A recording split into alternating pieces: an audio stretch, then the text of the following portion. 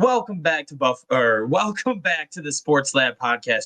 We have a lot to get into today with me and my co-host Thomas Bailey, as there was a couple of groundbreaking trades in the NFL, week 6 of the NFL. We got some college football to catch up on, the MLB playoffs, and Sabre season started. This is just a crazy time of the year for sports, with so many sports colliding. I mean, it's just, as a sports fan, I absolutely love it, but we have a lot we got to get into. So let's just get right into it. As Bills fans, the breaking news of the day is the Bills traded for Amari Cooper. We gave up this year's 3rd and next year's 7th, and we got back a 6th this year for him. And then the corresponding move to make room for Amari Cooper is we cut MVS, so we still only have 5 receivers on the roster.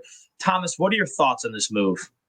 I like the trade a lot. A lot of people were clamoring for us to go and trade for Davante Adams. I felt like that was going to be a big risk because you got that contract that they have for Davante Adams in place. We'd have to eat all that money this year, especially because they were not trying to keep the contract. Obviously, we'll get to Adams in a little while, but a lot of people really wanted us to go and get him. He was going to be more expensive than Amari Cooper. We all knew that coming in, and I was just like, please, go get Amari Cooper. It's a safe bet. He's still a wide receiver 1. We don't need a game-breaking receiver, a top 3 receiver in the league. We just need a capable number 1 receiver, which Amari Cooper has shown that he can do. Back to his days in Las Vegas, or I guess in Oakland at the time, and then Dallas as well. So realistically, he has been very good for them, and I'm excited to see what he can do with Josh Allen here. Obviously, being the deep threat to this offense now, that's a big reason why we cut MVS, because now he's going to be the deep ball threat. We understand that. We get rid of MVS. If he clears waivers, maybe he's on the practice squad. Not sure if he will or won't, but really like the move for the Buffalo Bills. And only giving up a 3rd when we have 2 second-round picks. Very, very good move by Brandon Beane. Yeah, I absolutely love this move. As soon as I got the news, I literally screamed in joy. I was so happy. I have been yelling from the mountaintops for weeks now. Trade for Amari Cooper. Trade for Amari Cooper. I probably said it on this podcast a couple of times, if I'm being honest. That's who I wanted the Bills to get. Yes, Davante Adams would have been cool, but you brought up we would have had to give up a higher draft pick. We would have had to eat more money. And he's more of like a diva-ish wide receiver, and we just got rid of Stephon Diggs because we didn't feel like dealing with that. That's exactly what we were all saying. There is much more downside to getting Davante Adams versus Amari Cooper. We give a 3rd-round pick when we still have a 1st, 2 seconds, probably 3/4, a 5th, and now 3/6. We still have plenty of picks. We can go back and get that. We can go trade up and get a 3rd round. We had 2 seconds next year, so we still have our 7th. Well, that's what I'm saying is we still have 10 picks in this draft. We still have, what is it? I think 7 day 3 picks, so we can easily move back into the 3rd round if we really want someone there and not miss a beat, because we don't really have a lot of depth pieces we need to fill like we did last year, because we filled them all in last year's draft. So we can afford to trade up and more and get higher level guys. So losing a 3rd isn't really the end of the world. And not to mention, since he's a free agent after this year, if he go out and signs for 15-20 mil, we're probably going to get a 4th round comp pick next year. Like that, so it's almost like if that happens, it's basically we traded a 3rd and a 7th next year for Amari Cooper, a 4th next year and a 6th this year. So it's almost equal value. Like with just the picks, it's almost equal value. And then we get Amari Cooper for the rest of this year. And then if we want to bring him back, we can. We can give him a 1-year deal because we do have the cap space next year. We have that option now, where if he performs really well this year and we want him back on a 1-year deal next year, and then we let him walk and still get the comp pick. Like there's a lot of things we can do now. And not to mention, he's only costing $900K for the rest of this year. So we still have a little bit of money to go out and make more moves with the picks we still have left. We still have a couple weeks to the trade deadline. Beane's not done dealing. And that's not even getting into Amari Cooper as a player. He had 1,250 yards last year with Massage Watson and Old Man Joe throwing him the football. Now he's got Josh Allen. Flacco was playing well. He was not playing near Josh Allen level, though. No, obviously not. But yeah. And you've seen Josh Allen currently has 13 touchdowns and 0 picks on the year, throwing to a rookie, a slot guy, and a bunch of bums or a bunch of mid-level guys, and then some decent tight ends. And like it's been everyone eats, but we don't have that number one guy who can separate. And what Josh Allen has always shown throughout his career is he doesn't need big body jump ball guys. He needs guys who can get open when he goes on the run and he makes this big crazy play. He needs someone who can get open, who can throw the ball to him. Amari Cooper is a top 5 route runner in this league. He's someone you can throw the ball to. While you're scrambling around doing Josh Allen things, he's going to find a way to get open, and he's going to be that guy open 30, 40 yards down the field for the big play that we've been kind of lacking. I mean, obviously, it still happens sometimes because Josh is just that level, but now it'll happen even more. Like, there's no downside. It's all upside about this move. And now our receiving core went from bottom 5 to 7 in the league to, I say, above average. I mean, Amari Cooper is a top 15 to 20 guy in this league. Keon Coleman is basically exactly what I thought, but he can be a decent X or Y receiver, number 3 guy. And then Shakir eats in the slot. We still have Kincaid. Like this, it just brings that next level to the offense that we were missing after we traded Diggs without bringing the off the field drama that we had with Diggs. So yeah, I am an A plus move by Brandon Beane. This is one of the best moves I think he has made since drafting Josh Allen. If I'm being honest, I adore this move so much. Moving on, though, a lot like the Rasul Douglas trade last year. Exactly. And Amari Cooper is a better wide receiver than Rasul Douglas is a corner. I think Rasul Douglas is a good corner, but Amari Cooper is a better receiver. So it's like an even more of an upgrade and more of a position of need too, because we needed corner, but we didn't desperately need corner because we did have Benford and Elam has made some plays. We desperately needed a wide receiver for this year.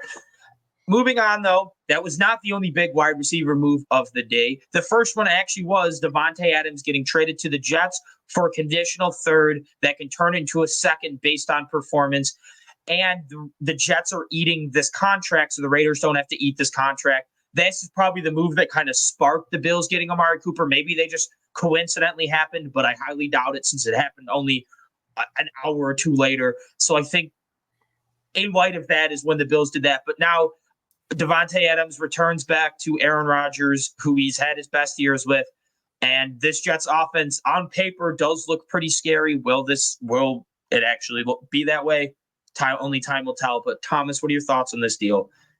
I like this trade a lot as well. I think that they do need a coach more than they need a receiver, though.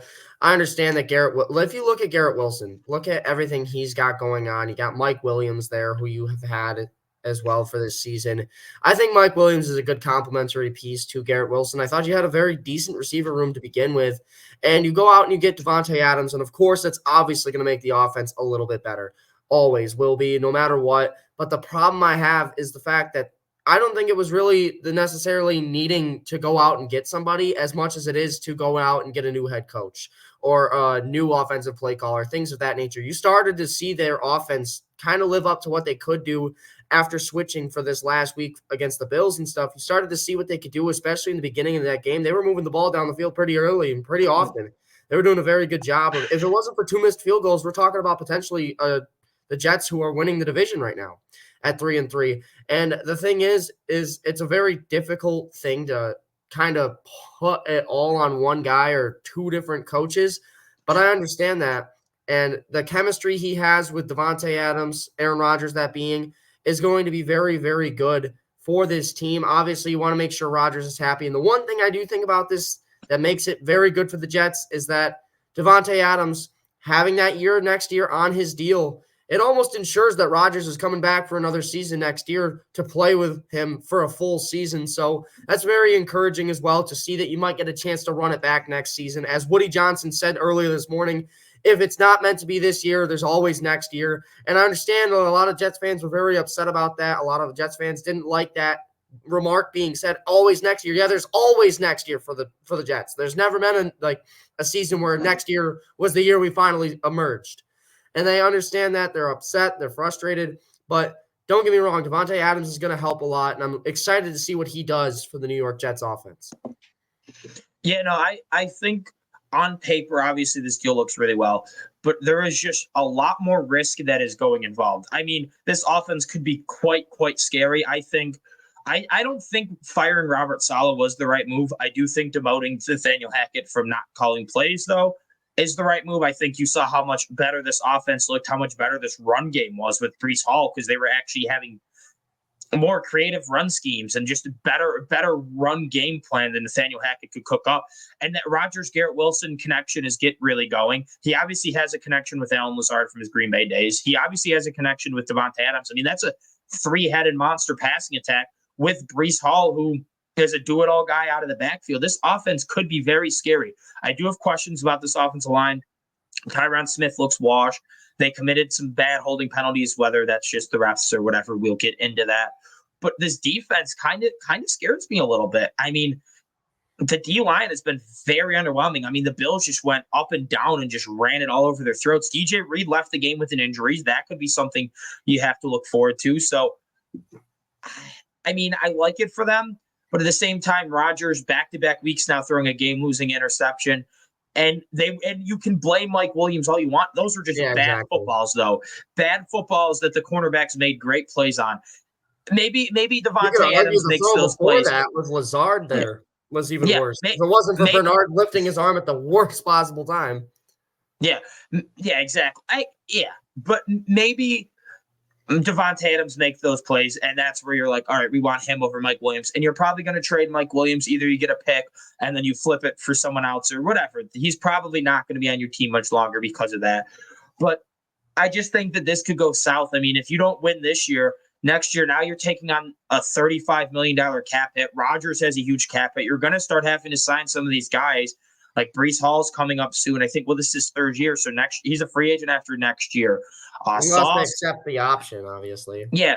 Not Breece is a second round pick. He doesn't have the option. Oh, yeah. No, you're right. Yeah. Sauce this is his third year. So, okay, he's still got 2 years. But, I mean, DJ Reed's probably coming up. Quentin Williams' contract's going to kick in soon. Tyron Smith and Morgan Moses were only 1 year guys. Yes, you got Fashanu and you got Vera Tucker, but what about the rest of the offensive line? That kind of Joe Tippmann maybe. So you got the left side. Now you're going to have to try and figure out the right side of the offensive line with not having your second round pick most likely. Like, if you don't win it this year, next year, you're going to have a lot of holes and a lot of questions to fill and a very old core. I mean, Rodgers and Davante Adams are only getting older. Help. Chuck Clark, your safeties are god awful. Adams is garbage. Exactly. And CJ Mosley's getting up there in age. Like, there's a lot of the D line is looking really, really bad. And you already just traded a third to get Hassan Reddick, and that failed miserably. Now you're probably trading your second. You're going to have one pick, and you're going to have your first round pick, and then no day two picks. I mean, yeah, you might get some value if you trade Hassan Reddick. I mean, they're probably going to trade Reddick and trade Mike Williams, but how much value are you going to get out of those two? They're on 1 year deals. Mike Williams probably gets you like, a fifth at best? Exactly. And Hassan Reddick probably gets you maybe a third or a fourth at best. Well, depending on how much if he signs with somewhere, like I could see a team like Atlanta, maybe like a third round pick from Atlanta, maybe a second, because Atlanta might have a late second this year. I don't think they give up a second knowing that they could just get him in the offseason, because he obviously just does not want to be on the Jets. Like, the Jets have no leverage in that situation. So I maybe a third, but they're going to be the Falcons look like they're going to be a pretty good team. And if you add Hassan Reddick to that defense, it can get pretty scary. So, I mean, what is that pick? 95? Yeah, right. I mean, yeah, exactly. So it's just very risky trade for the Jets to do. I mean, it could work out and be absolutely amazing. This offense could be unstoppable. It could also fail miserably and blow up in their face. And if any history shows me about the Jets, is I'm going to lean towards it's going to blow up in their face, because it's the Jets.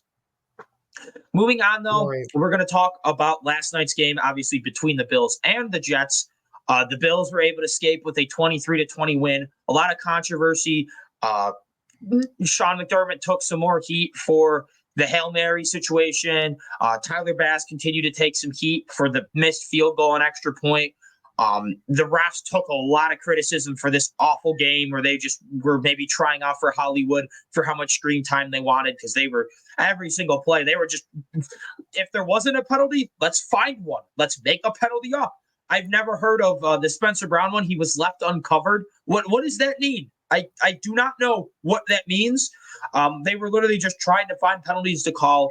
Absolutely pathetic by the refs. But anyways, the Bills were able to come out 23-20 win. Teron Johnson with a game-sealing pick. Josh Allen with like 230 yards offense, 3 touchdowns, continued the no interception, the no He only has one turnover on the year, still has no interceptions, 6 games now, tying the longest of his career. The only starting quarterback who has not thrown a pick this year. Yes, there may be a couple of dropped ones or whatever. Not an interception, though. So, I mean, he's got that going for him. He had an absolutely great game. Ray Davis stole the show with 150 yards of offense, the most from scrimmage any rookies had this year. So kudos to him. He's looking like an absolute dog. I called that, by the way. I was telling my buddy. What are your thoughts on this game? Entire game. Yeah, so I told my buddy about Ray Davis. I said that he's probably going to start tonight. And then Ty Johnson comes out for that first carry. And I was like, are you kidding me? We're going to start Ty Johnson over the rookie. And so he's like, why are you so high on Ray Davis? I was like, back in Kentucky, he was a big play guy. He has the dog. He has the vision of a lot. I do like Ty Johnson, though. Ty Johnson's the perfect RB3. Oh, exactly. He's the perfect pass catcher, too, at the same time. He can do everything. And he's a change of pace speed guy. I mean, you saw them. Yeah. The first play, we got like a first down or whatever. There was the halfback draw. He got like 10 yards out of I really do like Ty Johnson as a change of pace RB3 type guy. But yeah, I was definitely happy Ray Davis got the start, and that's who I wanted to see the get start. Ray Davis went off in this game. He had the deep ball catch that Allen threw to him. He almost dropped it, but he didn't. He did hold on and catch that ball. Even back at Kentucky, he wasn't really known for his receiving game, and he added that extra element in this game. He had almost 150 yards. And I think his senior year, he started to add that element. It kind of went a little underrated. He had a couple of real nice catches his senior year, but yeah, he wasn't really known for it. It's something I think he's been working on the last couple of years. Yeah, he's been exceptional for the Bills so far. Like everything you could have asked for, stepping up for an injured James Cook in this game. He really brought the intensity. He brought the hunger. He was hungry for this game. He came out and he played an absolutely exceptional game. As for Josh Allen, again, everybody's been complaining, oh, yeah, sure, he has no interceptions on the season, but his completion percentage is like a 60% completion percentage. He has way less yards and touchdowns than he used to. I understand that, but at the same time, what wins games? Not yards and touchdowns. The lack of turnovers really saves teams at the end of the day. If you look at some of these teams, it's a lot. Yeah, I understand you're shaking your head, but I'm telling you, man, kind of. In the NFL, if you turnovers really can kill your entire game. But you also need to score points to win. Trust me, I am happy Josh Allen doesn't have turnovers, but that aggressive style that he brings, even though it may cause a couple of turnovers, that's what Bills fans have been saying. Oh, it causes a couple of turnovers, but the amount of touchdowns it makes up for. But the thing about this year is he's been having these aggressive plays, but not turning the ball over, and that's the difference that he didn't have in years past. Like look at the Shakir pass he had last week, and then this week with Ray Davis, that bomb that he had. The roll out to the left and throw to Samuel. Or the one where he threw it to Dawson Knox in the end zone. That's an aggressive play. Most quarterbacks would have been swallowed whole on that play that Allen throws it to Knox for the touchdown. He split the tackle on the defensive end. Yeah, he literally just How do you do that? Like, how does someone do that? Especially at 6'5" and 240 pounds, and he's just ducks through it like he's like, get out of here, buddy. How can you get through that? And it's exceptional to see from Josh Allen. But I've heard one thing way too much this week already. I mean, it's only the day after we played, and everyone's saying we shouldn't have won that game. We shouldn't have won that game. We shouldn't have won that game. And understand that. There's a lot of things that could have changed that made us win that game. Obviously, the penalty that stopped the Braylon Allen touchdown, the holding call or whatever, the 2 missed field goals from Greg Zuerlein, obviously. But we had a missed field goal from Bass. And a missed extra point. At very best, the final score in that game is probably 27-26. Or if you count the Bass miss, overtime again. But then also in that situation, do we automatically say they have those 2 field goals? We need a touchdown. Now, when it's 4th and goal from the 7, then there was the offsides or whatever. 4th and goal from the 3, we probably are going for it. Yeah, exactly. And if we're talking about penalties or whatever, we had 2 drives that were killed by Spencer Brown penalties, whether they were bullshit or not. I mean, there was the personal foul. Yes, bad play by Spencer Brown. But the hate Spencer Brown is getting is just very frustrating. Yes, has he committed some dumb penalties this year? But that, I think, is more on McDermott to be like, you got to coach and control your players better, I think. Yes, some of it's on Spencer Brown too. But when Spencer Brown is blocking someone, it is just absolute domination. He dominates who he goes against. Yes, obviously he's not perfect. The Ravens game, he was pretty rough. But really, outside of that, he has just been absolutely dominating whoever he's facing. He had a little bit of trouble against the Texans. I think that's more so no one could get open, so Josh had the ball hold the ball too long. But I mean, he has been so good this year blocking that I don't get the hate that people have for him. They're just kind of box score watching me like, oh, penalty, penalty, penalty. I'd rather him commit 2 or 3 penalties a game and be as dominant as he is. And then the Spencer Brown of 2 years ago, that was basically just lay down and maybe trip him, and that'd be more efficient than what you were doing, where he was like one of the worst tackles in football. So I want him to clean up the penalties, but I can live with it because of how dominant he's been. Yeah, no. The one last thing I want to touch on for this game is everyone was saying that we shouldn't have won this game and stuff, but the real thing about this is the good teams find ways to win when they shouldn't. And everybody knows that. Everybody knows that.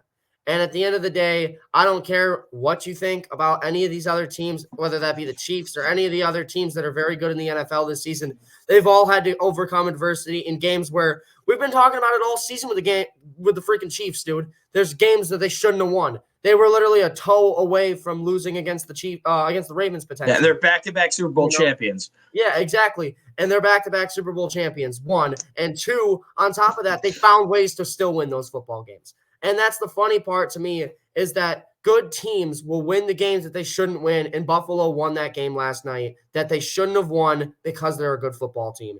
Adding Amari Cooper is certainly going to help. And the one biggest thing, the only complaint I really had from this game was with the Hail Mary. Why is everybody trying to catch the ball? Smack the ball to the goddamn ground. I don't care.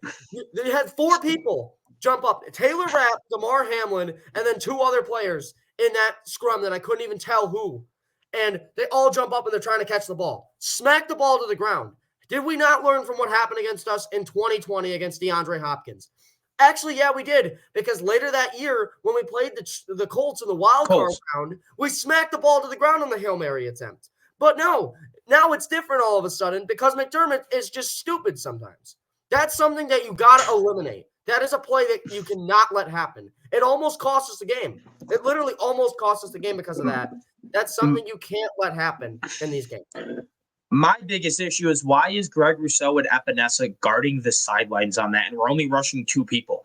Aaron Rodgers can't move. He's a statue. Why are we rushing him 2 people and giving him enough time to throw it down the field? What? That doesn't make any sense at all. Are you stupid? That was my thought for McDermott. Are you stupid? Yeah, I didn't really get it. One thing I do want to give credit to is I thought Joe Brady, he called a much better game. I thought he was using motion more. His run schemes were better. I think he was using his receivers a little bit better. I like the way he was using Coleman is like in the quick passing game, and like slants and stop routes. Those are not because like jump balls are not the only type of play where you want to use your body to box out a defender. Stop routes and slants are the exact same way. You want to get your body in front of the defender and use your strong hands to make a catch through contact.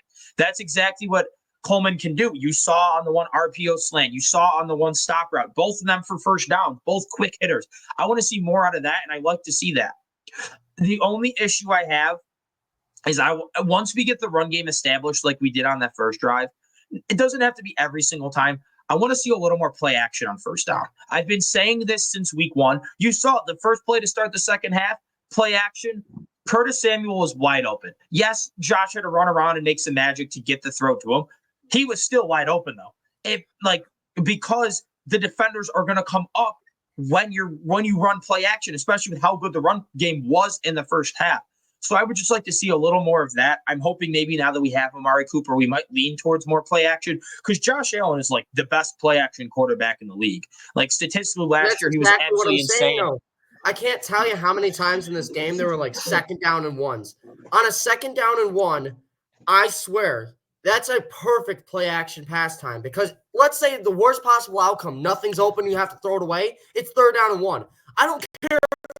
You have like a peewee football team offensive line in front of you, your running back could probably still get 1 yard.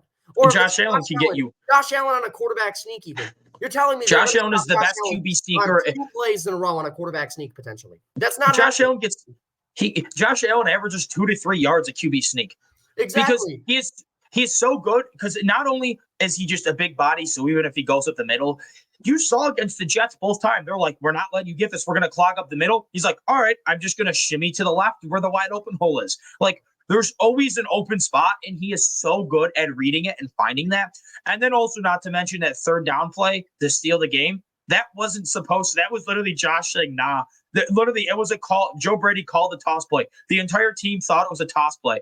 And he read the defense as he was about to pitch it. He's like, nah, I'm just going to run for the first down.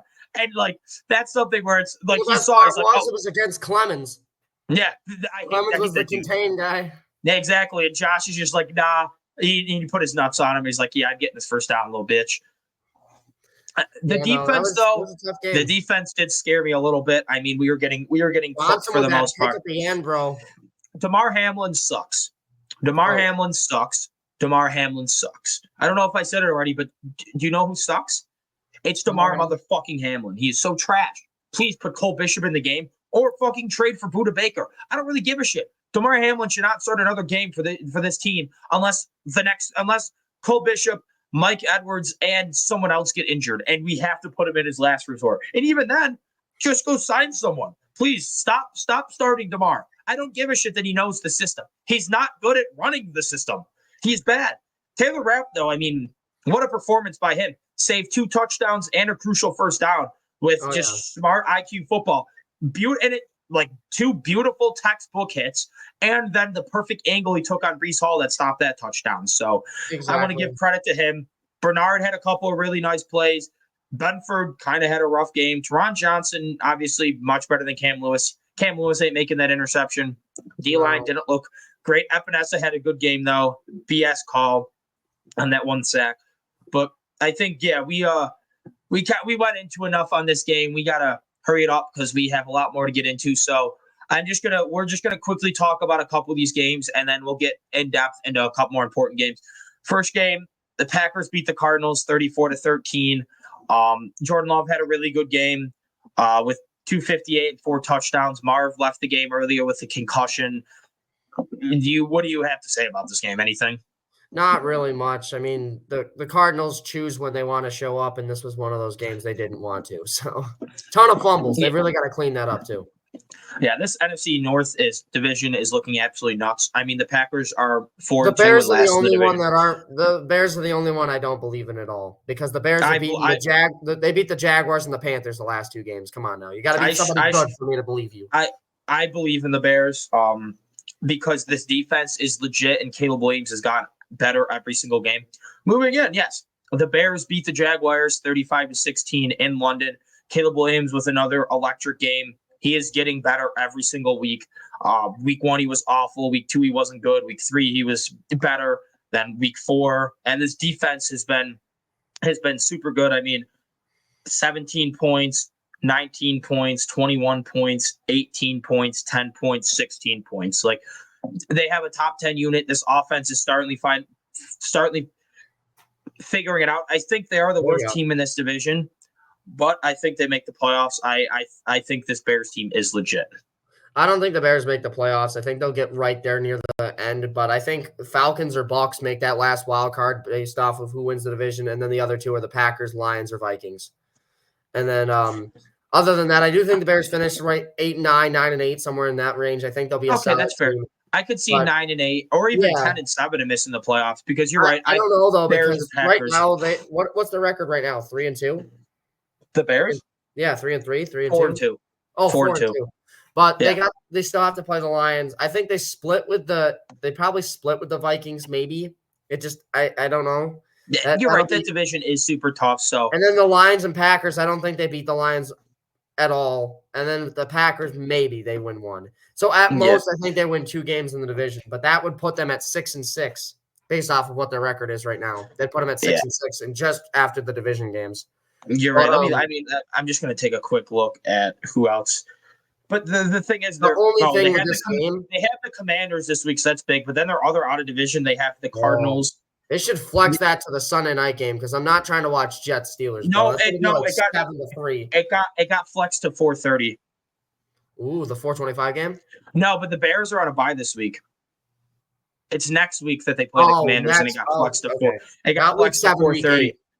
Yeah. Got it. One it should be flexed to the Sunday night game.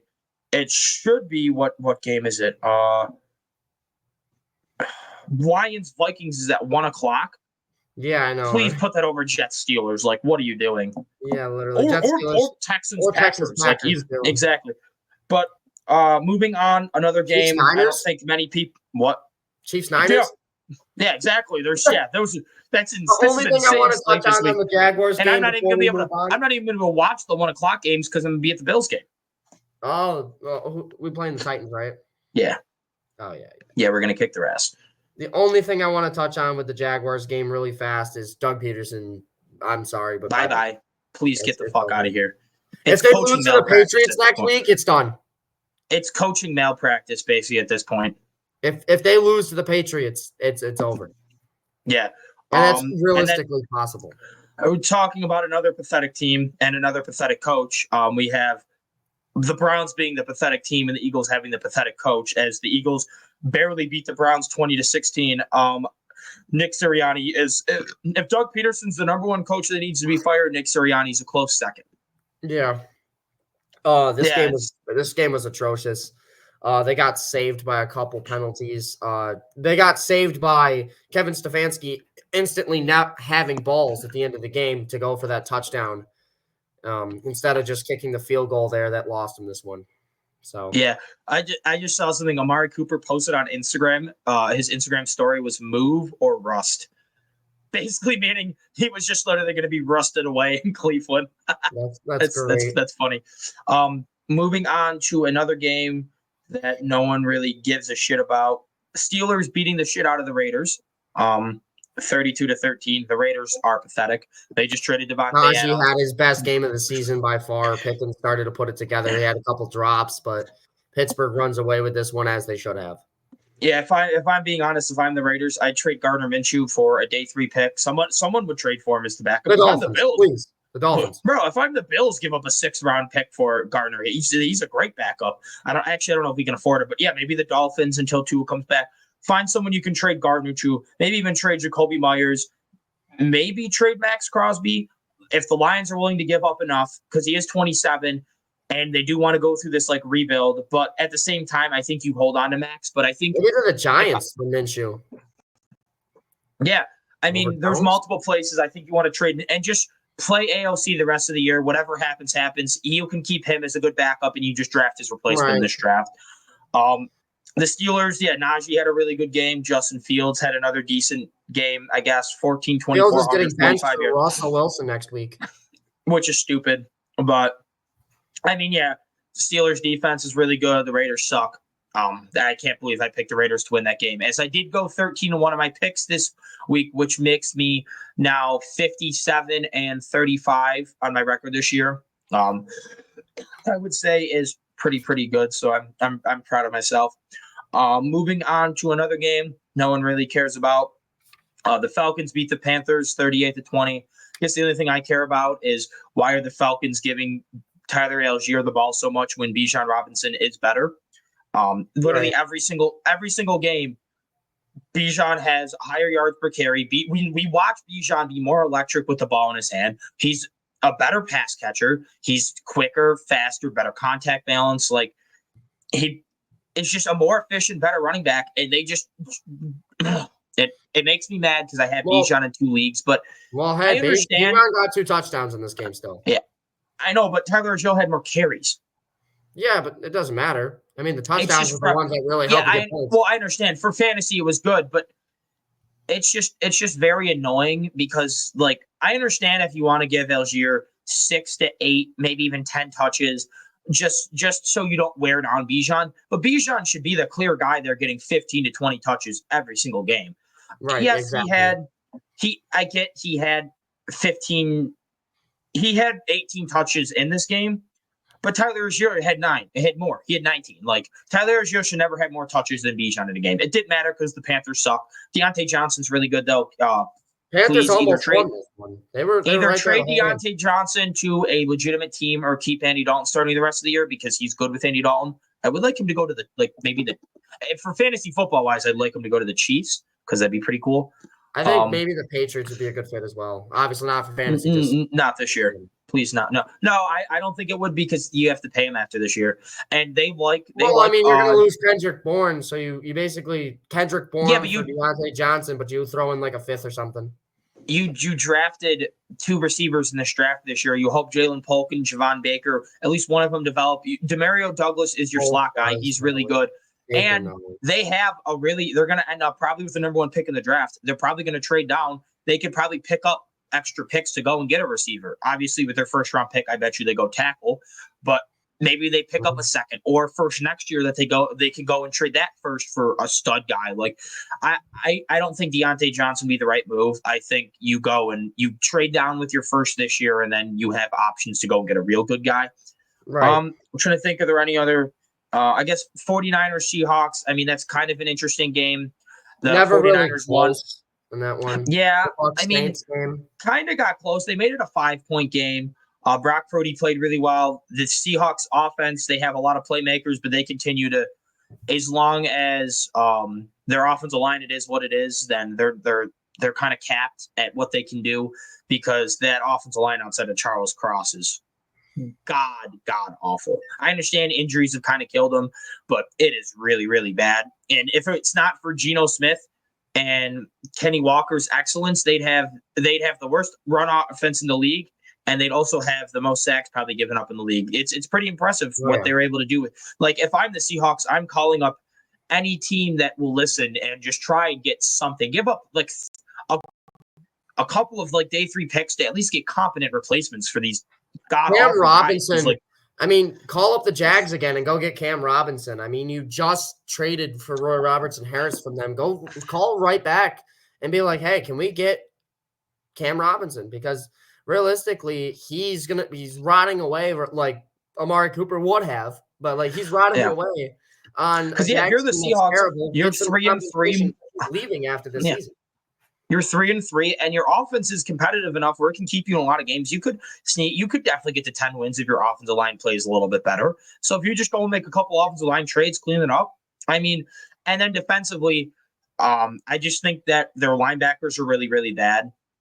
And in a Mike Macdonald system, you need really good linebackers to do a lot of different things because you're going to ask them to blitz sometimes. You're going to ask them to be able to need to defend the run. Because it's going to be a lot of just 4-down linemen where it's a lot of pressure on those linebackers, and they just don't have guys who can do it right now. And as you can see, look, any team that can run the ball effectively is just going to drop so many points because they're going to run, draw the linebackers up, and play action right over their head. And that's exactly what the Seahawks or the Niners did all night long. Because so that defense is pretty rough, and their schedule coming up the rest of the way is also quite rough.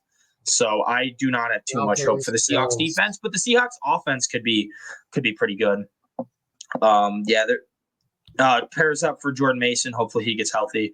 Trying to think of some other bad games. The Chargers beat the Broncos 23-16. Kind of my only game I got wrong this week. Two boring teams that I do feel bad for Justin Herbert though. I mean, he just doesn't. I mean, Land McConkey's got some potential, but he's just not had much to work with in that passing game. I mean, they are 3-2. They do got a good defense. They do got a decent run game, but I think McConkey's in a similar situation to where Coleman was this year, where he just doesn't have the other guys to help him get open. I think it's more so just Greg Roman's terrible. He's an awful offensive coordinator. They're going to they might make the playoffs this year. I could definitely see it with how strong their defense is because of Jim Harbaugh. I just don't understand why Jim Harbaugh likes Greg Roman so much. He's a complete moron. I'm trying to think. What's the next game we want to talk about? Saints. Drake May made his debut. They lost. They got blown out by the Texans 41-21, but Drake May looked really, really well. I mean, that's a really good Texans defense. He had 243, 3 touchdowns. Yes, he had 2 interceptions, but he's pushing the ball down the field. He didn't die behind that awful offensive line with how good the Texans pass rush is. And, I mean, you saw how they were able to shut down the Bills' offense. The Patriots' offense is much worse, and he was able to put up some pretty good numbers. Technically put up more points by 1. Yeah. He was also the leading rusher for them, having 38 yards. So, I mean, yes, they got blown out. The Patriots are pretty bad, but I mean, kudos to Drake May. Me and you both were super high on him. He was our QB2 in this class, but a close 2 behind Caleb Williams. We were extremely, extremely high on Drake May. And he so far showed through week one. He had the best rookie debut out of any quarterback so far this year. So Yeah, true. against a very good defense. So credit where credit is due, even though I'm a Bills fan. I Another hated that the rookie Patriots debut. were able to get him because I think the future looks bright there. I think next year they can be a feisty 5-12, 6-11 team. And I think the year after that, they can really be competitive for a It playoff really spot. depends on what they do in free agency. I think this is a weaker free agency class, but if they make the right moves in free agency, they could shoot up to like 7-10. But that could also be like maybe they just want to wait then, and they're like, we'll use next year as just like a rebuilding year, and then the year after that is where we go up big in free Finally agency. take You know the what I jump. mean? Yeah. If they don't like this class, maybe it's not like they're rushed to have to do it next year. Exactly. And as they should, because they need to learn from what they did last time with Mac Jones. So, yeah. Yeah. Moving on, the Buccaneers Saints. The Buccaneers dropped 51 points on the New Orleans Saints. Yeah, Syracuse legend Sean Tucker with an amazing game. 14 carries, 136 yards, and a touchdown. Baker Mayfield, 325, 4 touchdowns with 3 picks. This offense was basically unstoppable. This Saints team is starting to look exactly how we predicted. Spencer Rattler did not look bad in this game. I just want to throw that out and he didn't have a lot to work with. I'll get into that. But Especially this Saints team got hurt. This Saints team is really starting to look like what we thought to be quite bad. Dennis Allen, your leash is quite short, and the offense didn't even look bad. I mean, 27 points. See, that's the big thing for Dennis Allen with me is he's a defensive-minded head coach. In these last few games, he's like the reason they're losing is because he's not helping them defensively. Like 51 points, and that's with the turnovers from Mayfield. Yeah, and that's also with Rachaad White being out, and it's basically their third string running backs running all over. This offensive line had like a 60-yard touchdown run, off the screen pass. No, it was the 30. No, he only had a 36-yard rush and a 36-yard catch. Those were only his longest plays. Oh, he had the 36-yard catch. Then it was still a long play, like off a screen, and he broke the 36 yards. Yeah. Yeah, I mean, this Bucks offensive line dominated the Saints D line. And I don't know, maybe they got healthy, but last time I knew that the Bucks offensive line was injured, and the fact that they were able to end I don't think not great. But besides Tristan Wirfs, I'm surprised Breesy didn't have a big game. The second year guy out of Clemson. So to be able to run, they averaged 7.9 yards a carry at 277 on him. But yes, you're talking about Sean Tucker. I love Sean Tucker. Bucky Irving, Sterling Shepard had 4 carries for 31 yards. Baker Mayfield had 3 carries for 29 yards.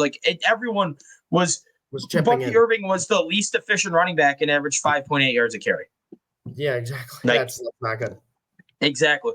And then offensively for the Saints, they lose Chris Olave on one of the first plays of the game when he gets his head blown off and gets a concussion. And that receiving core outside of Chris Olave is god awful. It is really, really bad. I mean, you have Kamara, but he was all right. I mean, you saw Bub Memes come in, and he was kind of a sleeper rookie that some people were pretty high on, and he had a decent game, 545 and a touchdown. But yeah, Spencer Rattler in the first half, he looked pretty good. They had a 27-24 lead, and then in the second half kind of fell apart. He ended up with 243, a touchdown, and 2 picks. But he showed a lot of flashes. Maybe he could develop into the future for the Saints, or could develop into a placeholder until they get the future for the Saints, because probably going to move on from Derek Carr after this year. I don't know how that contract was set up. Especially after the way Rattler looked. Yeah, I don't know how the contract was set up. Maybe they can't yet.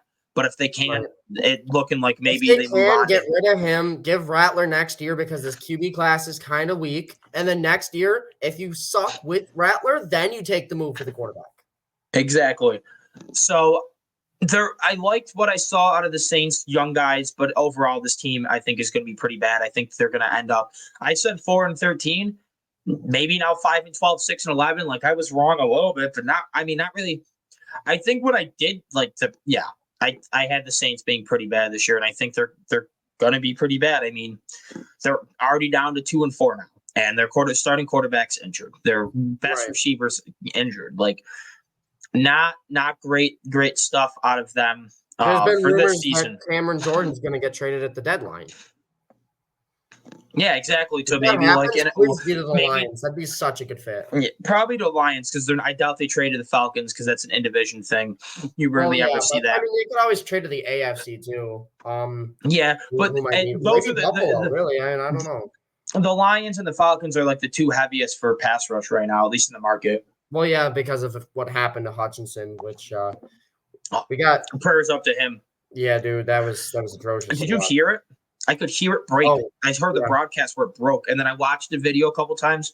yeah, That no. sucks so bad It because was he a was broken having tibia and fibula, and fibula he is like was your whole bone. And they were talking to one of the I watched a guy, no his name is Dr. Mike on like YouTube or whatever, and he yeah was talking about how like the way it looked like it shattered in 3 spots, which means that of that long bone, like that long or whatever, 3 breaks, 3 separate breaks in that one moment for him. That's bad. That's like extremely bad. yeah So like he probably prayers not up going to to be playing till the yeah that probably may throw him that probably cost him a lot of money because who knows how good of a year he has next year. Then they're probably going to Right. give him a 5th year, and then maybe he can play on that and earn himself back. But oh, that just absolutely I feel so bad for him. Oh yeah. And moving on, well, actually, let's move into that game. Despite the Hutchinson, breaks, Happy the birthday, Lions, Jerry Jones. the Lions absolutely dominated the Cowboys, winning 47-9. They just ran all over him. I mean, most Oh yeah. people kind of expected this. The Cowboys might have the worst run defense in the league. The Lions probably the best rush offense. They had 140 yards Montgomery rushing. and Gibbs are Goff just had listed pretty 315 and 3 low. touchdowns. Ben Johnson's just kind of was in his bag, just fucking around, just pulling out random Yeah, shit. I'm not gonna lie to you. The Lions matchups, like the Lions are specifically built to beat the Cowboys. Like you have the best play action quarterback potentially in the league, like just pocket passer wise, in Jared Goff. He's like top 3 play action quarterbacks in the league. And when you have that terrible of a rush defense against a 2-headed monster in Montgomery and Swift, run the ball with them, and then when you have to play action and throw the ball, and it's like, dude, that's insane. Like, Yeah. you can't stop that. I'm glad Jameson how Williams they had were a legacy game too. Yeah, I'm glad how they kept pushing the ball on the field, even though they were winning. That Amon-Ra touchdown was kind of put the cap on because I was having I started Chris Olave in one of my leagues, so I was kind of sweating, and I was able to get the win, but like the Amon-Ra St. Brown touchdown kind of like put a cap in it. Like, all right, I was up by enough where as long as T. Higginson had like a huge Sunday night game, I was able to pull out the win, and he didn't have a huge Sunday night game, so I was able to pull out the win. Nobody but I mean. Yeah, exactly. Except for no one. Yeah, I mean, absolutely dominating. Dak Prescott, he has not looked that good this year. Coming off of, I mean, let me pull up his stats so far this year. Not great after signing that big contract. I mean, yes, he has a lot of passing yards, 1,600, but he only has 8 touchdowns and 6 interceptions. And then let's see, he has 1 rush, so he has 9 touchdowns in the year and 6 interceptions. That is not worth the $60 million he signed for in the offseason. Like, this Cowboys team's looking kind of rough. I mean, CeeDee Lamb's having a decent year. Really. Yeah, CeeDee Lamb's having a decent year, but not anything special. And there's just no one really on that team. I mean, they're without Michael Parsons right now. And this Cowboys team, I mean, that's what happens when you have clear holes last year and then you make 0 changes to address those holes in the offseason. Nothing changes. What a shocker. Yeah, I know, right? Moving on, probably the game of the week. We have the Ravens defeating the Commanders. This Ravens offense continued to look absolutely dominant. I mean, Lamar 323, a touchdown and a pick. Derrick Henry, another 132 yards and 2 touchdowns. Jaden Daniels, thank you for ruining my parlay and ruining my entire weekend. I bet $5 on 6 things to happen between. What you bet on Jaden Daniels to do that he didn't? Score a touchdown. Oh, rushing. Anytime touchdown. Yeah. So it was an anytime touchdown for Bijan, Kenneth Walker, David Montgomery, Amon-Ra St. Brown, Jaden Daniels, and then Josh Jacobs. Well, at least Josh Jacobs also sold you it. So yeah, so Jaden Daniels, yeah. He ruined Terry McLaurin, I mean, 6 for 53 and 2 touchdowns are pretty cool. So I'm glad you're throwing into McLaurin in the end zone. But, I mean, Jaden Daniels had a pretty decent game, made some really nice throws, 269, 2 touchdowns, 22 yards on the ground against a pretty good Ravens defense. So This credit game where credit started is off due. really sluggish. Both teams couldn't Yeah. really move the ball. It was a field position battle, but once they started scoring, both teams were just scoring at will at that point. Yeah. But it was too I mean, little, too Mark late for it to Andrews be finally anything had his super first crazy. good game of the year, 3 for 66 and a touchdown. That's nice to see for someone who had a lot of stock and still has some stock in Mark I had him Andrews in fantasy, fantasy. and I traded him this week because I was finally done with him. I traded him this week in fantasy, and he got a touchdown pass, and I'm just like, that's Well, see, I was holding out hope because I'm like, if they act, because all the games where Lamar's actually had to throw the ball, like any close game, he's had decent games, except for week 1. Week 2, he had like 4 for 50. Last week he had 4 for 50. This 3 for 66 and a touchdown. When we played the Bills and they were smoking us, he did nothing in that game. He had 1 catch, and it should have been 2 because he dropped that wide open drag. Well, the thing is, they barely threw the ball against. The Cowboys game. In the Bills game, Lamar only threw the ball under 20 times and then 14 total completions. So, like, yeah, right. And he's not the number 1 guy there anymore. That's clear. Zay's the number 1, and then Mark's kind of battling for the number 2. I still have hope. I still think. I mean, he's still only 28 years old. He's slowly getting better. He's coming off that broken leg from last year. So, I'm going to give him the benefit of the doubt that he's going to get better throughout the year. Maybe it's just fantasy bias, but whatever.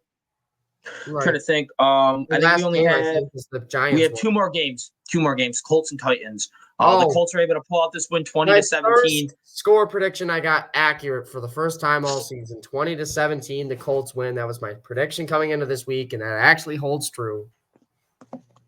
Interesting. I mean, Will Levis, awful game, under 100 yards passing, a touchdown and a pick. I think that experience is over. I don't know if it's just Brian Callahan, like awful play calling. Maybe his confidence just shot because he showed so much potential last year. He had some pretty good games last year, and this year he has been so bad. I don't know what it is. No. I hope he starts next week because I think Mason Rudolph is legitimately better. Joe Flacco with an all-right game. He showed why he's a backup. He had under 200 yards, 2 touchdowns and a pick. I mean, Pollard had a touchdown on a 3rd and 19 as well, which the Colts just defended terribly. Yeah, the Colts defense is bad. So the fact that Levis had under 100 yards passing on that awful Colts secondary makes it even worse. I mean, man, if the Colts had a DB, they'd be so scary.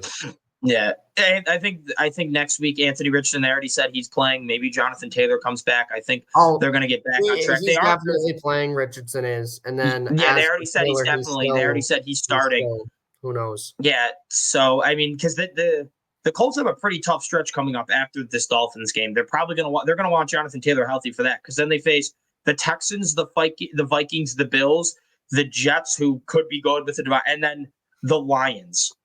Ooh. That's their. Then after that, then it gets really and then easy. You were wondering why I didn't have them doing that great. Right now, they're not. They should be a better record than what they are currently. Okay, want to hear their record? Want to hear their 5 games to end the season though?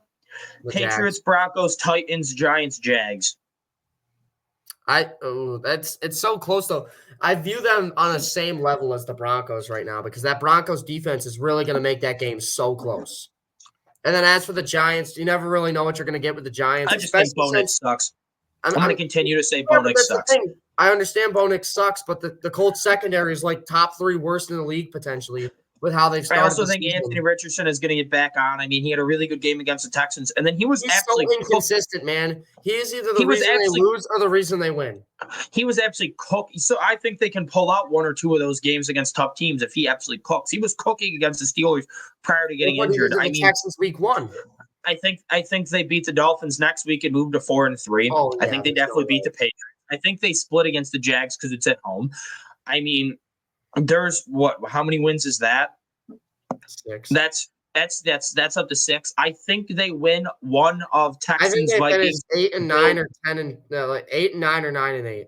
Okay, so that's at 6. I think they win one of Texans, Vikings, Bills, Lions. I think they win. Insane. I think they win one of those 4 games. But Anthony Richardson seems to play really good against really good defenses. Well, you got to think about that though. Justin Jefferson. Like, he's going to be the sole reason the Vikings win that game. The Colts have no one. I'm just saying, I think they win one of Texans, Vikings, Bills, and Lions. I think they go 1-3 in those games. Right. They could beat that's 7 wins. I think they beat the Titans again. That's 8 wins. I think they beat the Jags again. I think they beat the Jags this time. Okay, Jags, 8. I think they beat the Giants. That's 9. So then they have to beat either the Broncos or the Jets. to get the 10 wins. And I think they win one of those games. I don't think That's they 10 sweep and the 7. Jags. I don't sweep. They I didn't don't sweep think the they Jags. They lost to the Jags the first time. Oh, they did lose to the Jags the first time, didn't they? Yeah. And this time they're at home when they play them. So I think they win that game. Yeah, I don't know. Moving on to what sold my parlay, the Giants and Bengals. I had over 45 and a half, and it would have been 10 to win 60 because my other legs hit. And then so you were expecting a Bengals blowout. Got it. No, I was expecting a high scoring game. I thought the Bengals would win, but I expected Danny Dimes to play better. I expected the Giants offense to be better. I mean, Danny Dimes got hit as he threw. There's a pick. Then there was like a fourth down stop. Literally. Oh my gosh! Literally, there's with the Daniel Jones pick, that puts there's the fourth down stop that puts the Bengals in great position, and then they fumble it right back. There was multiple scoring situations that got fumbled away from this being a much higher scoring game. Right. And you had Daniel Jones that completely the Bengals offense has been cooking, and then the Bengals defense has been awful, and the Giants offense has been pretty decent lately. So I expected like a 31-23, 31-24 type game, and obviously it didn't happen. The Bengals were able to pull it out. They did just enough. I think Chase Brown is slowly taking over that backfield from Zach Moss, which is awesome because I have him in a money league, and he's kind of like my RB4 because I've got Pacheco, I got Kenny Walker, and then I have Brooks / Chuba Hubbard. Like I just consider them as like one because whoever takes over the backfield is the top guy, and then obviously the other guys. And it's like they're handcuffed for each other. So I consider that one. So he's like my RB4. So maybe I can trade him to get a better tight end or trade him to get a better wide receiver 3. That's exactly what I did with Zach Moss. I traded Zach Moss earlier this week. I have Jettas and Ayuk, and then my wide receiver 3 is Wandale, who's been eating targets, so he's decent in fantasy, but doesn't have a lot of upside because Daniel Jones is throwing him the ball and he's not that good. Right. Yeah. But about this game, MVP Daniel Jones, Greg Joseph. Yeah, Daniel Jones sucks in prime time. This Giants defense is starting to look legit. Dexter Lawrence is insane. Brian Burns is coming into his own. Yeah, exactly. The Bengals did enough. Their offensive line doesn't look great. I mean, T. Higgins 7 for 77, Jamar 5 for 72. So their top receivers played all right. Their running game was, all right. Chase Brown and Zach Moss combined for 66 yards. Really, the only reason it looks as good as it did is because of Burrow 45 or 47-yard scamper for a touchdown. So they looked great. I mean, they got a much-needed win. I think it was in New York, right? For who? Yeah, it was in New York. The Bengals got a much-needed win on the road. Yeah, so, this Bengals schedule looks pretty easy coming up. These next couple of games, they have the Browns, they have the Eagles, and then they have the Raiders. I think those are all winnable. Then the Ravens, who they've played really good against, so they could be 5-4 going into that. Then after that, then they have the Chargers, beatable, Steelers, beatable, Cowboys, Titans, Browns again, Broncos, Steelers. Like the Bengals schedule this year is actually looking pretty easy. I could still see them going 11-6, 12-5, if I'm being honest. Oh yeah, exactly. I think they end up finishing 11-6 just because. I think 11-6. Yeah, I think they dropped the other one of the Ravens. Oh wait, no, did they lose the first one of the Ravens? Yeah, they did, right? I think that they probably win that one then. Actually, now that I think about it. Because Burrow plays really good against the Ravens. The Browns always have their number for some reason, and then the Steelers also are iffy. So I'm not sure. I think they lose one of those games. So the Browns 1 out of 4. So you think they finish 4-2 in the division? Yes. Okay. I think if they're going to lose one, it's to the Steelers, just because in years past, at least the Browns had a competent offense. Well, it just depends on This Browns offense is so awful. And now you have Deshaun, who is already awful, losing Amari Cooper. Yeah, Nick Chubb is coming back, but who knows how good he's going to be.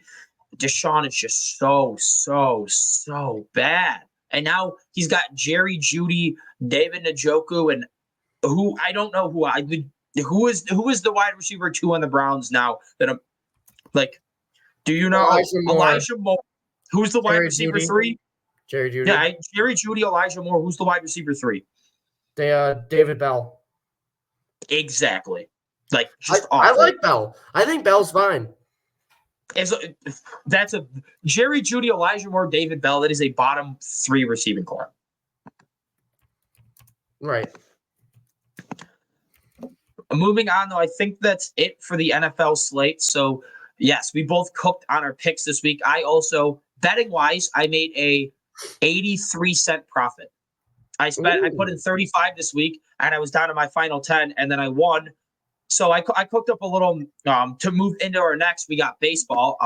I cooked up a little bet for tonight, just kind of an easy standard bet. Not obviously not a guarantee. Just I took a lot of high odd things. It was Yankees money line, Garrett Cole and Tanner Beebe each 4+ strikeouts, and then Steven Kwan and Soto to get hits. 580. I put in 582 just because I had the change or whatever to win 39.44. If it doesn't hit, whatever, I still have $30 for Thursday through Sunday because I want to have at least $5 to $10 on Thursday night college football, and then like 15 to 20 for Sunday without him to put any money in. Nice. But yeah, we'll move real quick into the MLB. Obviously, we have the ALCS, NLCS. The Yankees were able to win that series 3-1 over the Royals. The Indians, or not the Indians, the Guardians with an improbable comeback. They were down 2-1 to the Tigers. The Tigers had all the momentum. They had a game 5 Scooble start in their favor. All signs are pointing towards them. They had game 4 with in the 8th inning where they had a couple guys on base that they left on base after having 2 people on base with 1 out. They had the lead 2 at one point. They were up 3-2. Yeah. They were up 3-2, and then a home run. Then the Guardians brought it to 4-3, and then there was the safety squeeze that the Guardians brought in for the insurance run, which actually came in clutch because then the Tigers scored one in the 9th. That if it wasn't for that safety squeeze, would have sent it to extras. But and then yes, Tariq Skubal. They were able to hit. They were able to get to Skubal, which is absolutely insane. Hitting that grand slam. I remember watching that, and I yelled to my friend. I go, "They just hit a grand slam." He goes, "Off Skubal." I go, "Yeah," and we're both just like, our jaws were dropped. I mean, he was just so good. But what a choke job by them. But I mean, you can't really blame Skubal too much, man. The bats didn't come to life in game 4. He really didn't have too much rest for that game 5. Dude, I'm gonna blame Skubal though because you're the best pitcher in baseball. Your offense gives you 3 runs. You're the guy that it's game 5. We trust you. You're right now the best pitcher in baseball. We want you to go out and shove to get us this win. Man. He's still a rookie. Skubal's not a rookie. Playoff wise. Yeah, but okay. His first 2 games in the playoffs, he absolutely shoved. He allowed 1 run in 2 games. But this one is a lot more. This one had a lot more implications than the first 2. I'm gonna blame that on Skubal for the series, dude. This is game 7. Yeah, but you're Tariq Skubal. You blame a guy because he didn't score a goal. You're Tariq Skubal. Your job is to absolutely shove and to get your team. Lead your team. You're the best player on that team by far. You are by far and away the best player. And on game 5, they gave you the ball to go get us that win, and they were not able to get them the win. Right. I mean, as a Yankees fan. As a Yankees fan, I was happy because when the Guardians won game 4, it forced Skubal to throw game 5. Because if the Tigers would have won in 4, they would have been able to have Skubal for game 1, game 4, and game 7. So the Yankees would have had to face 3 Skubal games. Then that win got it where they were only had to face 2, and now they don't have to face them at all. They have to face the Guardians, who honestly, without how the Tigers were, I'd rather play the Guardians if I'm being honest. We were better against them in the regular season too. You got to think about the Tigers. They got hot at the right time, and they were right there. And they were better than I think. Think of the regular season; they were either 4-2 or 3-3 against them, or it was a really close. But again, against the Guardians, I think we were 5-2 against them. We were really good against the Guardians this year. So the one game we lost to the Guardians was off it was really early in the year, some stupid bullshit like an error or extras or something really, really dumb. But moving on to the NL, the Mets were able to close out the Phillies in 4, and then the Dodgers also completed a comeback against the Padres with just their pitching dominance. They back-to-back games without allowing a run. Absolutely dominant. Everyone thought the Padres were going to run one away with this. They were the hottest team in baseball. And then their bats just went cold. Literally, I don't know what it is, but the AL and the NL looked so similar this year in the playoff wise. You had the team in the 3 seed that they only won the 3 seed because their division sucked, and the Astros and Brewers. You were going up against 2 teams that were hot coming into the playoffs, in the Mets and then the Tigers and stuff. And then you got the upsets or whatever from those 2 teams. You had the Mets taking on the Phillies and then the Tigers taking on the Guardians and stuff. You had the 2-1 series lead for the two teams that were the hottest in baseball, the Tigers and Padres respectively, and then they choked those series. And then on top of that, the teams that won those series, like, they're teams that you expect to be in the mix at the end, but Yeah. they didn't really play up to expectations, especially in game one for the for y'all's matchup there. That one was pretty bad. For who? For you guys, Guardians. They played bad in game one. Who did? The Guardians? Yeah. Yeah. I mean, yeah, back-to-back pass balls to allow 2 runs that kind of put that. Flaherty killed put the the Mets game in game one. Flaherty killed us in game one, and then in game two, we almost choked it. Almost. Yeah, we won 5-2, and that's because in the third, Judge scored on a wild pitch, then Stanton scored on a wild pitch. Like, I mean, yeah. Yeah, that was just tough. And then a sac fly. We got 3 runs off of non-hits. Yeah. And then the other 2 were home runs. We had 2 home runs and then 3 non-hit runs. Juan Soto and then Stanton, who's been absolutely insane. But what was I going to say real quick? Oh, yeah. To the people out there that say MLB playoffs need to expand or shorten or whatever because getting these top seeds buys is bad for them, this kind of proved them wrong. Both 1 seeds and a 2 seed made it. There was only one wild card team that made it to the playoffs this year. Your Mets. Hi, how we doing? Nah. Yes, sir. But I guess we'll move on to how we think these series are going to go. I'll start with my predictions first. I do think the Yankees take care of this. I might go in 5, if I'm being honest. I think we win tonight. I have 5 as well. Yeah, Garrett Cole is insane. Honestly, and then I think we win 1 of Schmidt or Gill, and then we have Rodon in game 5. And if he pitches like he did in game 1, that kind of puts it away. And then I have the Dodgers beating the Mets in 6. I think the Mets are able to pull one out, but this Dodgers pitching staff, I think the Dodgers and the Mets pitching staff seem to be pretty similar. I mean, the Dodgers pitching staff's been pretty dominant lately. Yes, they weren't great last game. The Mets were able to get to them. My thing is, the Dodgers lineup is just so much deeper. I mean, even though they haven't always played great in the playoffs, it is still Mookie, Freddie Freeman, Shohei, Teoscar Hernandez, Kiki Hernandez, Max Muncy plays really well in the playoffs. Like, I understand this scrappy Mets team that finds ways to win. Also, I don't trust that Mets bullpen whatsoever. No. I trust the Dodgers bullpen much more. So I'm going to go with the Dodgers in 6. I wouldn't hate to see a Subway Series. I wouldn't hate if the Mets made it. That'd be pretty cool. Right. But I do think the Dodgers are, because against the Phillies were so good in the first half, and then they kind of weren't that great in the second half. The Dodgers were one ahead, like a top. They were pretty hot in the second half. So it wasn't like they were the Phillies that kind of limped into the playoffs. The Dodgers were red hot going into the playoffs. So they do have that going for them. So that's how I have it going. Yeah, I also have the Mets losing in 6 games. See, the one thing about the runs, I guess, if you will, last year it was the Diamondbacks who made it to the World Series against the Texas Rangers. And realistically, the bigger of those 2 teams, the one that was more shocking to me was the Diamondbacks making it there versus the Rangers. Everyone thought the Rangers could potentially take that jump with Corey Seager. The Rangers' offense just went also completely and utterly Exactly. berserk. Yeah, exactly. They defied all odds that you don't need pitching to win a World Series. If you score 7 to 10 runs a game, it doesn't matter. Yeah, right. Literally. But the thing is for the Diamondbacks is everybody kind of figured them out by the third round, which was the NLCs.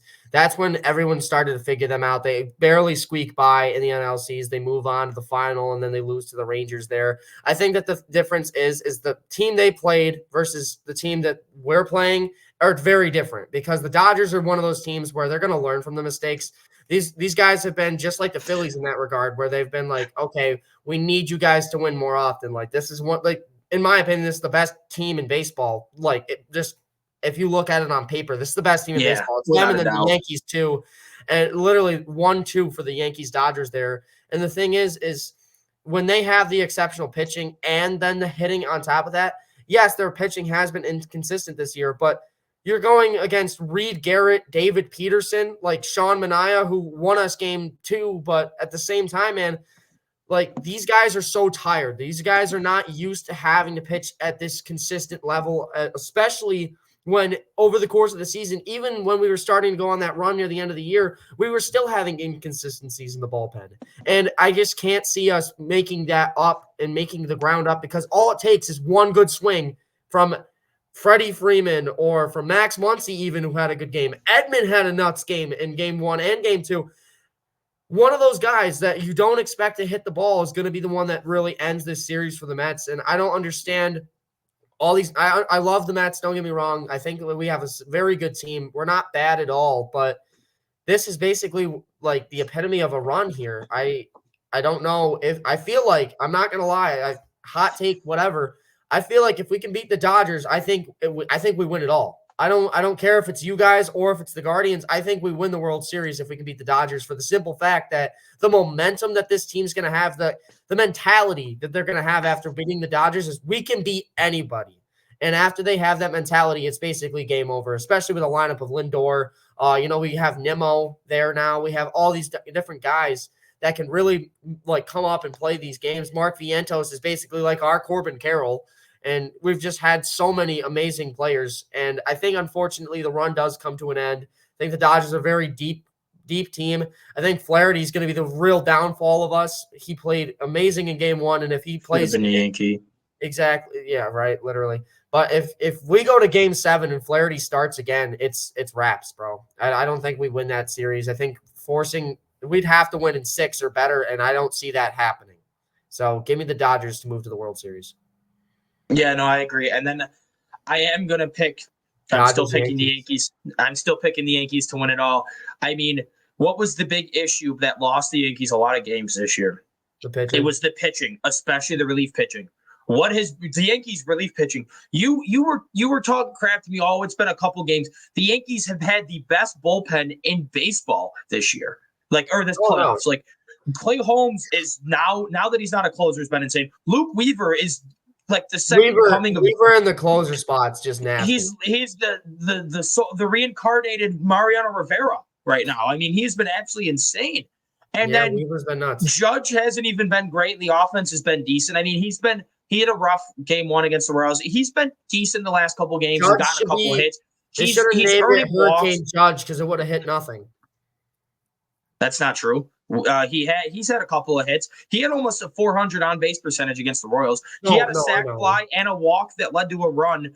He had a run and an RBI in this last game that they won 5-2. I mean, has he been great? No. Has he been decent? Yes. So, but people have made up for it. Playoff Giancarlo's been insane. Juan Soto's been insane. Gleyber Torres has been really good.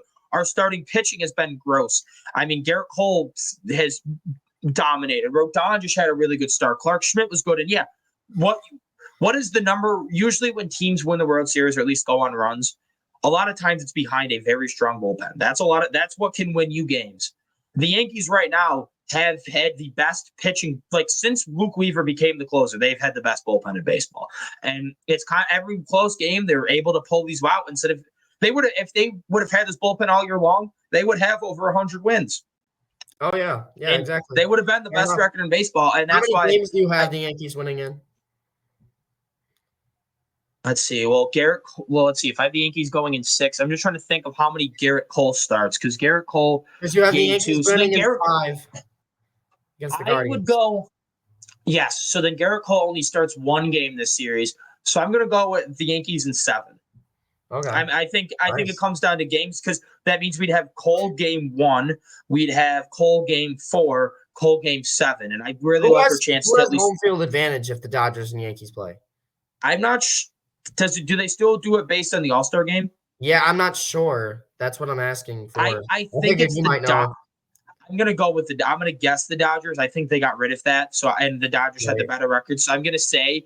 But I'm going to still go with the Yankees in 7 just because we'd have Garrett Cole on for game 7 if we are able to win in 5. If we're able to win in 6, then maybe I hope we pull it out in 6. I don't know, but it's a little scarier. But I think if we're able, because I think we win in 5, I think we win that 7 because we have game 7 Garrett Cole. Right. I'm going to say game 7, the Dodgers take this series in the World Series. Much like how we predicted the last time when we were going all the way to the World Series. I would hate this for the simple fact that so many people would make fun of the Mets because the Yankees are in it and the Mets aren't. But on top of that, the Mets lost to the Dodgers, who are representing the NL as well. So either way, it's pick my poison here. But I'm going to go with the Dodgers for the simple fact that I think that it's going to be about consistency. in the World Series. It's going to come down to which bats can be more consistent. And because of the lack of consistency from Aaron Judge specifically in this playoff, I think that's going to be what does you guys in, especially if Jack Flaherty plays anything like he started this playoff. Like if he plays like that for the rest of the playoff, I feel like it's pretty much over. I'm not going to say anything crazy like 6 games. I think no matter what, I think if it's Yankees, Dodgers, I think you can almost pencil it in for 7 games automatically. 6 or 7. I think it's definitely 6 or 7 yeah, either it's way. at least 6 or 7. No one's winning in 5. No one's getting swept. It's gonna be good. It's gonna be a good World Series. Yes. And I think that the Dodgers are going to be the team that overcomes that World Series hump. I think you guys are finally getting it together. I think you guys finally have the roster that can actually get it done. We've seen that already in this postseason. And obviously, if you guys can beat the Guardians, we'll see it even further. But the thing is I think that the Yankees are finally there. This is not a winner go home type deal for the Yankees. This is one where you can pat your back and be like, finally, we learned from our playoff mistakes, and as long as we can keep doing this, we can be a dynasty in the future. So give me the Dodgers to win this World Series. I think they just have a little bit more oomph, especially in that consistency at the batting position, like just batting in general. And then obviously Shohei Ohtani, I'm excited to see what he can do for them. So give me the Dodgers in 7. Makes sense. All right, so that's it for MLB. We're going to move on to talk a little bit about the depressing Buffalo Sabres before we get into the craziness of college football the last couple of weeks. So the Sabres are currently sitting at 1-3 with 2 points, but 3 out of the 4 games, it almost feels like we've outplayed them, yet we've only won 1 out of the 3. We're finding, like how we said earlier about like good teams in the NFL find ways to win even when they shouldn't. Yeah. Bad teams find ways to lose even when they should, and that's what it feels like the Sabres have been so far. Because in that Kings game, they did like, I don't know if you look on like Money Puck or whatever, like they do the analytics. Oh, I watched like that whole game. Yeah. Well, I was watching it, but like there was like an analytics thing. It was like deserve to win-o-meter. They basically compile a bunch of analytics and see like who kind of like outplayed, who should have won the game. Probably like a 70-30 split. Higher? 90-10. The Sabres won. And based on the advanced stats from that game, they did a simulation. The Sabres won 90% of the time over 500 simulations. But of course, they didn't win the game. Yes, there was Benson was this close to scoring the goal that would have sent it to overtime because we lost 3-1. But the empty netter really made it a 2-goal difference when it was. Because really basically it is we lost 3-1. If we take away empty netters, we basically lost 3-1, 3-1, 2-1. But then we did get a nice win, 5-2. The offense finally showed up. Granted, they were without Tkachuk, and wasn't it Tkachuk and Barkov? I think missed the game. I think Barkov didn't play either. Yeah, I think they were without their 2 best players. I'm not gonna lie, I was really busy Saturday. I really didn't get to watch the game. I had the game on, but I wasn't really in the right. I literally didn't even really play it. I thought we were gonna get smoked. We're talking about the defending Stanley Cup champs. They were without Tkachuk and Barkov. And also, they weren't starting Bobrovsky. Spencer Knight started. So we didn't have that goal. He gave up 2 goals he shouldn't have given up to. Yeah, our offense, I will give credit, though. Our offense did play really well. Tage Thompson with the 2nd goal of the year. Tuck had a goal and assist, so a 2-point game. And then we had our first line scored 2 goals. Yes, empty net. But then we also got two defensemen and a Jordan Greenway goal. So, like, we got goals from all over the place, which was really cool to see. And then, once again, our goalie duo, I think Devin Levi, statistically, he has been better in his 2 games. I think Devin Levi, by the end of this year, I think is our goalie 1. I don't understand. Like, I love UPL. But the 5-year deal, I'm not even against, like, I think it's good value. I think he's worth it. But I don't really understand where people are just forgetting about Devin Levi. They're like, oh, Devin Levi hasn't shown much. Oh, I don't know. He kind of was disappointing last year. No, he was not. And like the 15 games he started, he had like 8 to 10 goals saved above expected. He was absolutely dealing last year. And then in the AHL, he basically single-handedly brought them to where they were because the outside of the AHL first line, they were not that great last year. And Devin Levi just came in and was cooking. Like Devin Levi, every time he's been up on the NHL, has just been so good. He has shown so much, and it's just absolutely great to see for us to pull out that win. Hopefully, Peterka can come back. They said there's a 50-50 shot of him playing Wednesday against the Penguins. He has been practicing. I think it depends on how he recovers. Hopefully, Benson can get healthy because those are 2 big pieces. I'd like to see where Kulich slots in if he gets playing time. on that third line when Paterka and Benson come back. Right. But overall, I really like what I've seen out of her goalies. I like what I've seen out of her first line. I mean, without Paterka, Thompson and Tuck still are able to score some goals. So it's nice to see. I mean, 3 out of 4 games, one of them have scored, which is pretty nice. Yeah. And then Owen Powers also played pretty good this year. Oh, yeah. Power had the goal against the Devils. I thought that first Devils game was atrocious. The second Devils game, we had a lot more, like, we should have won that second Devils game. We outshot them by a ton. We really had that one in the bag, and we just couldn't do it. Obviously, no, that was actually the first Devils game that we outshot them. Oh, it was the first? Okay, well, I knew Game 2, the only reason it was 3-1 is because Devin Levi wasn't saying no. We got outshot 37-18 in Game 2. Game 1, we outshot them 31-23. Yeah. So Game 1, we kind of crapped the bed. Game 2 was even worse. The defense was looking bad. Obviously, Levi kept us in it. The game against the Kings, I watched the majority of that game. Obviously, the Benson goal, that doesn't count. And I'm not saying by any means it should have counted because obviously it was past the buzzer, but still, it's a tough one to lose out on, obviously, for the Sabres. And then on top of that, at the end of the game, Kopitar nets his second goal right there near the end of the game, and then the hat-trick goal to really put him over the edge for the Kings. First time we've lost to the Kings at home in since 2015, I think. It's been so long since we've lost to the Kings at home. It's been a very long time. Last year, I went to the Kings game and we won 7-0 last year. I was at that game. That was a nice game to go to. I also sat next to Drew Doughty's wife. Interesting. I'm going to the game against the Panthers on the 28th. I get free tickets. Oh, nice.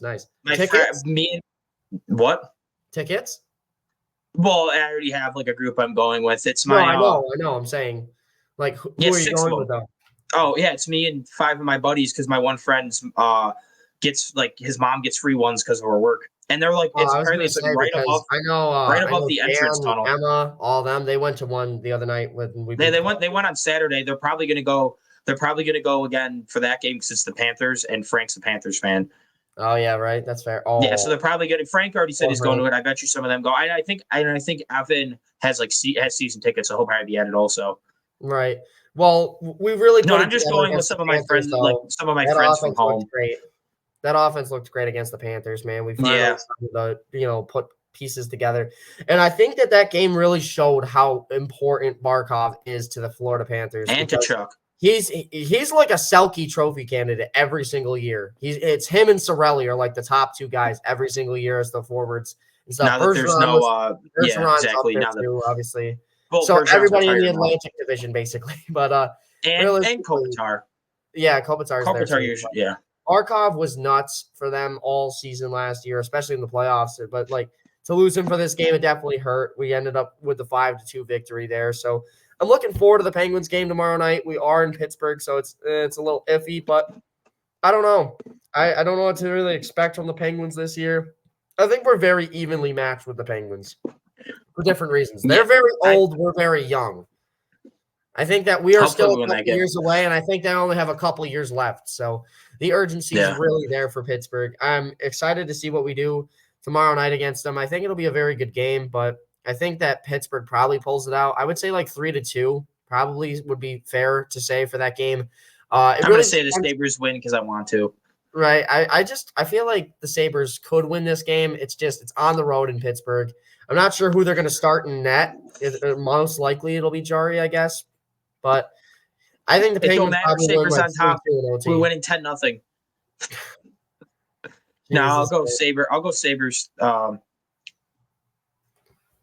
We play 3 of the next 4 days, by the way. 3-1 Sabres. I'll go 3-1. Okay, we play 3 of the next 4 days because we got the Penguins, and then we have the Blue Jackets, and then we have the Blackhawks on Saturday. Oh, nice. Blue Jackets is on Thursday, so we got back-to-back. Blue Jackets and Chicago games are both definitely games we need to win. Well, we're on the road for these 3 games, all 3 of them. We need to beat the Blue Jackets and the Black. We still need to beat the Blue. No, I know, but those early on. Those are we kind of need if we want playoff implications. Those are games we need to win. Oh yeah, most definitely. The issue last year is we just lost to too many shit teams. We'd be competitive against the good teams, and then we'd go and lose to the Anaheim Ducks 5-3 on MLK Day. I remember watching that one and wanting to shoot my brains out. Yeah, or was that President's Day? Oh, either way, it was really pathetic to watch it. Yeah, right. Literally. All right. But what- Moving on though to our last segment, we have college football. Haven't been able to talk the last couple of weeks of college football, so I just want to catch you up. The back-to-back weeks of just absolute craziness. 2 weeks ago, Texas A&M beat the doors off of number 9 Missouri at the time.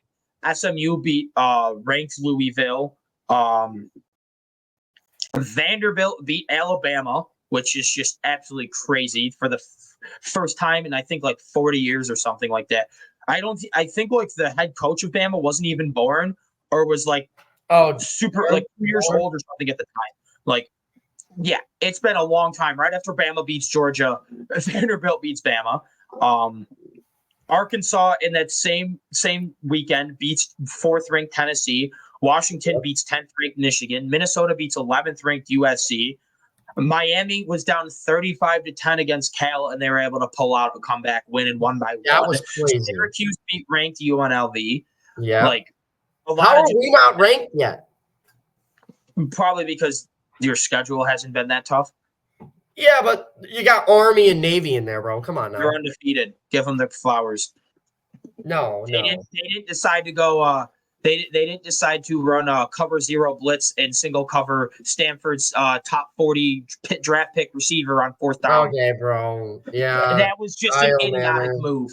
That sorry, that was a stupid we would have move. won that game if we weren't dumb. Yeah, exactly. Then you guys would be ranked. Okay. Yeah, you're right, I guess. and then this week, I had a party for this, but I wasn't in a great mental state to really remember many of the games. But I do remember this slate being crazy. Florida, Tennessee went to overtime. South Carolina was a 2-point conversion away from sending it to overtime against Bama. Texas, Oklahoma blowout, but still Red River rivalry. Penn State beat USC in overtime. Pitt beat California by 2. Illinois beat Purdue in overtime. Mississippi State kept it close with Georgia. Yes, they only lost by 10. I can't believe they put Penn State on the Georgia's final defense. play of the game by 1 point because the Ohio State quarterback didn't get down in time. The clock ran out, so they couldn't call timeout. LSU comeback win against Ole Miss in overtime. Kansas State beat Colorado only by 3. Austin Genty was insane again. Arizona State upset Utah. I don't think Ole Miss makes the playoffs now. I want to see their schedule the rest. Austin Genty had 2 set. You could still make the playoffs with 2 losses. Austin Genty had 217. They have Oklahoma next week. I think they win. Then they have Arkansas. They also have Florida and Mississippi State. If they could get an upset against Georgia, and also 3 losses could get you in. 3 losses in the SEC could sneak you in. I don't think they're in. I don't think they get in, but you could sneak in with that. Yeah, I guess. But so now the rankings are 1 Texas, 2 Oregon, 3 Penn State, 4 Ohio State, and then Georgia, Miami, Bama, LSU, Iowa State cracks the top 10 as they're undefeated. Clemson's back into the top 10. They've slowly been working their way up after the dominating loss against Georgia week 1. Clay Cumnick must have been hearing me talk all this shit about him because he's been really, really good since that game. Then followed by Tennessee, Notre Dame, BYU. They went from unranked to now up to 13th because they've just been blowing the doors off of every team they've faced so far.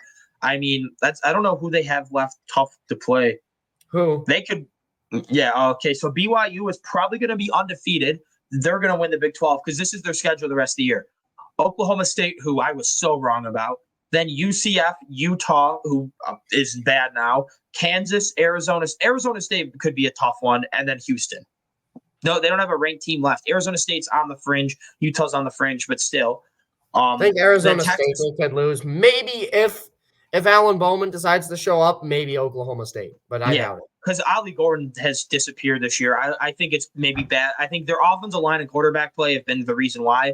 But Boise State, who I did call them. They were my group of 5 team to make the college football playoff. That is looking like a really, really good pick so far. They're up to 15th after another insane Ashton Genty performance. He is just insane. Heisman runaway right now. Nuts. He literally hasn't played 2 second halves, and he's still on pace to beat Barry Sanders' rushing record.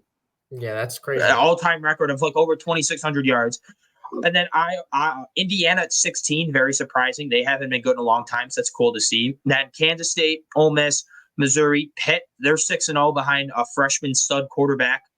I forgot his name, but he's Eli like a Holstein? redshirt. Yeah, he's been cooking.